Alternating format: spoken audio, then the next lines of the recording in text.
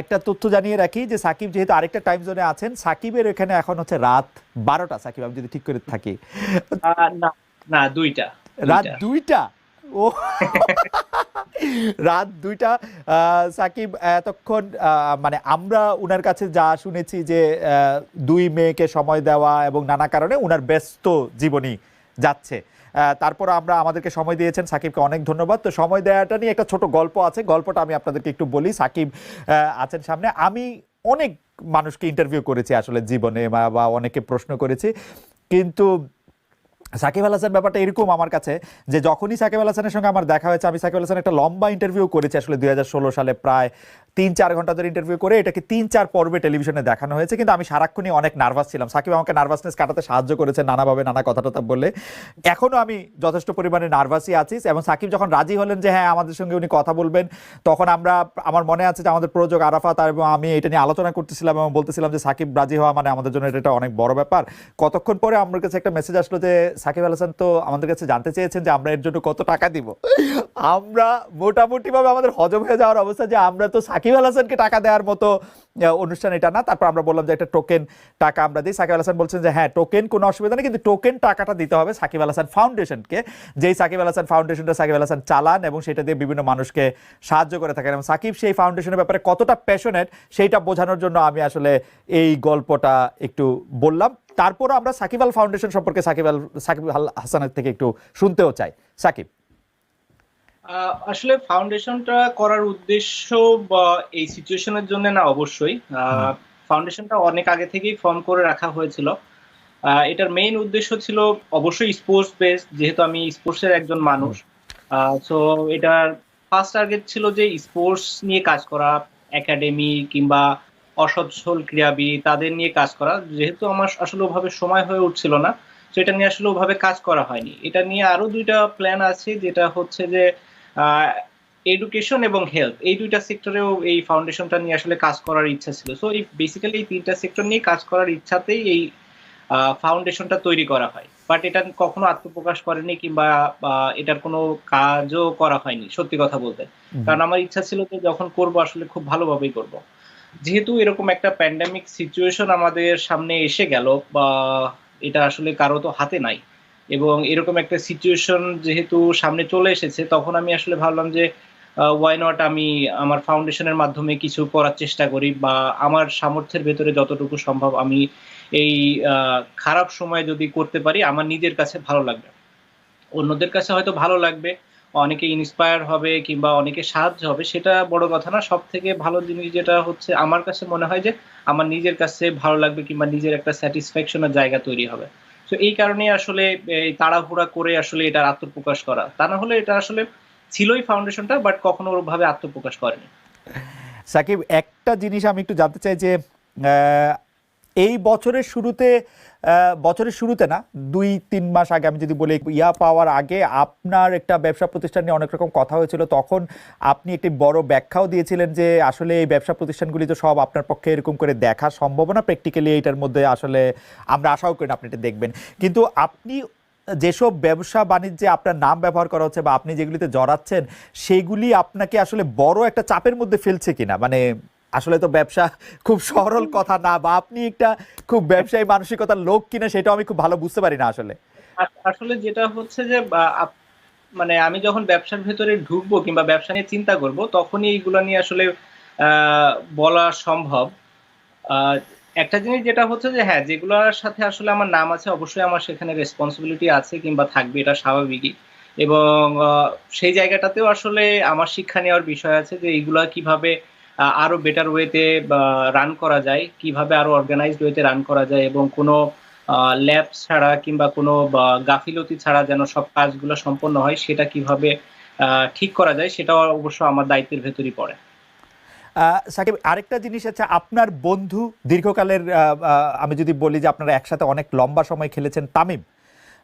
তামিম আমার কাছে মনে হয় যে বাংলাদেশে যে কয়জন আমরা দেখেছি যে টেলিভিশনে উপস্থাপনা করেন, তার মধ্যে তামিমকে আমার অসাধারণ মনে হচ্ছে, যে অসাধারণ উপস্থাপনা করছেন, অসাধারণভাবে খেলোয়াড়দের সঙ্গে কথা বলছেন। ইতিমধ্যে মাহমুদুল্লাহ রিয়াদ, মুশফিক, মাশরাফি, কাল কিছু সিনিয়র ক্রিকেটারের সঙ্গে কথা বলেছেন। আপনার সঙ্গে আপনি সেগুলি দেখেছেন কিনা? আপনার সঙ্গে তামিমের এরকম কথা হওয়ার কোনো জায়গা আছে কিনা, এটি একটু বলে আমি মূল প্রসঙ্গে আসি, যেটি বলতে চাইছি। আমি পর্ব যদি বলেন তাহলে মনে হয় দুটা দেখেছি, দুইটা পর্ব দেখা হয়েছে। যেহেতু আসলে টাইমের ডিফারেন্স থাকে, পরে অবশ্যই ইউটিউবে দেখা যায়, এবং যে দুইটা পর্ব দেখা হয়েছে আসলে পরে ইউটিউবেই দেখা হয়েছে। যেটা হয় যে আসলে দুই মেয়েকে সামলানোর পরে যতটুকু সময় থাকে চেষ্টা করি নিজেকে কিভাবে দেয়া যায়। বাচ্চা দুইজনই এখন ঘুমের অবস্থায় আছে, দুই বাচ্চাই মানে ঘুমিয়ে পড়েছে। তো যদিও ছোট বাচ্চা উঠে যাবে, ও হয়তো নেক্সট 1-2 ঘন্টার ভেতরেই উঠে যাবে। নর্মালি প্রতি 3 ঘন্টা পর পর উঠে খাই, ডাইপার চেঞ্জ করতে হয়, এবং তারপরে আবার আবার ইয়েতে যায়, ঘুমাই যায়। সো এই কারণেই একটা ব্রেক আসে, এই কারণে আসলে টাইমটা আপনার সাথে ওইভাবে অ্যাডজাস্ট করা। আচ্ছা, তো এইটা এটা এটা এটা এটা ফ্যান্টাস্টিক। আমি যেটি বলতে চাইছিলাম, তামিম যাদের সাথে কথা বলছেন, মানে মুশফিক, রিয়াদ, মাশরাফি কিংবা নতুন খেলোয়াড়দের মধ্যে তাসকিন বা রুবেল, তাদের সব কথোপকথনে বা সব আলোচনায় কিন্তু আলাদাভাবে আপনার কথা আসছে। মানে আপনার যে প্রভাব বা আপনার যে আপনাকে যে মিস করা, আপনারকে যে মনে করা, সেটি কিন্তু একটি বিশাল জায়গা থেকে আছে আমাদের যারা খেলোয়াড়। কারণ আপনি দেখবেন আলাপ হচ্ছে মাশরাফি এবং তামিমের মধ্যে, প্রশ্ন হচ্ছে তামিম মাশরাফিকে প্রশ্ন করছেন যে আপনি এটা এখানে কেন করছেন বা এই ডিসিশন কেন নিচ্ছেন। মাশরাফি কিন্তু আপনার কথা আলাদা করে বলছেন, এবং সেখানে আপনার ক্যারেক্টার আমরা কিছুটা বুঝতে পারছি। তো আপনার যে এই সময়টা, যে সময়টার মধ্যে আপনি আসলে ক্রিকেট খেলতে পারছেন না, এই সময়টা আপনি কিভাবে কোপ আপ করছেন, যে মানে দলের ভেতরে বাইরে আপনার যে অবস্থান সে সবকিছু মিলিয়ে? সিচুয়েশন তো অবশ্যই আমার জন্য খুবই ডিফিকাল্ট, টাফ, বাট একটা দিক থেকে ভালো, মানে খারাপের ভেতরে আমি সবসময় ভালো কিছু খোঁজার চেষ্টা করি। মানে কোনো সময় যত খারাপ সিচুয়েশন থাকে আমি চেষ্টা করি যে ওখান থেকে ভালো কোনো একটা জিনিস নেয়ার। তো এর ভেতরে ভালো জিনিস হচ্ছে, যেহেতু ওয়াইফ প্রেগনেন্ট ছিল, লাস্ট মোমেন্ট ছিল, ওই সময় পাশে থাকাটা খুব ইম্পর্টেন্ট। তো যেটা এবার থাকতে পেরেছি, প্রথম সন্তানের সময় থাকতে পারিনি। সো এটা একটা ভালো দিক। বাচ্চা হয়ে গেল, টেক কেয়ারও করার সুযোগ পাচ্ছি, ফার্স্ট বাচ্চার সময় সেটা পারিনি।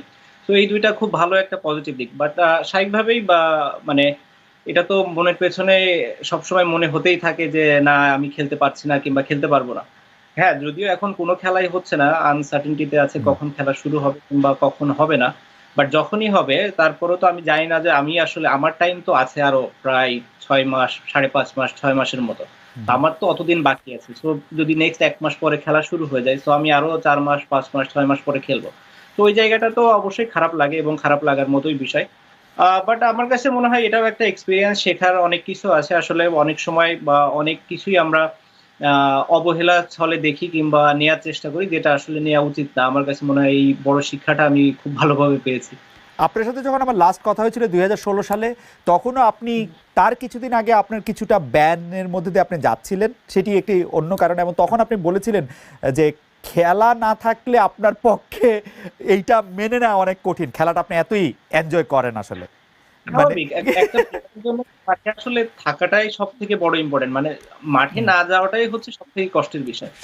ধরেন আমি খেলছি, কোথায় খেলছি অত ইম্পর্টেন্ট না, আমি যে খেলছি এটাই আমার কাছে ইম্পর্টেন্ট। সো ওই জায়গাটাতে যখন আপনি যেতে পারছেন না কিংবা খেলতে পারছেন না, স্বাভাবিকভাবে অনেক অনেক খারাপ লাগার বিষয় এখানে থাকে।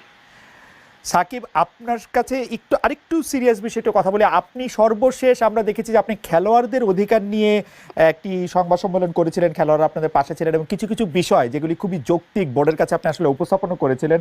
সেই উপস্থাপন করে আপনি যেই দাবিগুলি জানিয়েছেন তার কতগুলি মানা হয়েছিল সঙ্গে সঙ্গে, তার কতগুলি কিছুদিন পরে মানা হয়েছিল, সেই দাবিগুলি সম্পর্কে বা সেই বিষয়গুলি নিয়ে আপনি আর কোনো খোঁজ রাখছেন কিনা, বা কেউ আপনার কাছে আর কোনো কিছু বলছে কিনা, আপনার কাছে কতটা কি মনে হচ্ছে যে সেই দাবিগুলি কতটা মানা হয়েছে? আসলে আমি শিওর যে প্লেয়াররা সবাই সবার সাথে তো ডিসকাস করেই, বাট আমার কাছে মনে হয় যে মোটামুটি বেসিক যে বা চাওয়া পাওয়া প্লেয়ারদের ছিল সবগুলাই ফুলফিল হয়েছে। দুই একটা হয়তো যেটা হয়নি, যেটা হতে আসলে সময়ও লাগবে, তো ওইটার জন্য আসলে ওয়েট করতে হবে। আর বাকি বেশিরভাগই চাওয়া পাওয়া তো আমার মনে হয় যে ফুলফিলই হয়ে গিয়েছে, এই কারণে প্লেয়াররাও সবাই খুশি। তারা হুম। এখন চায় যত বেশি খেলা হোক এবং মাঠে থাকে।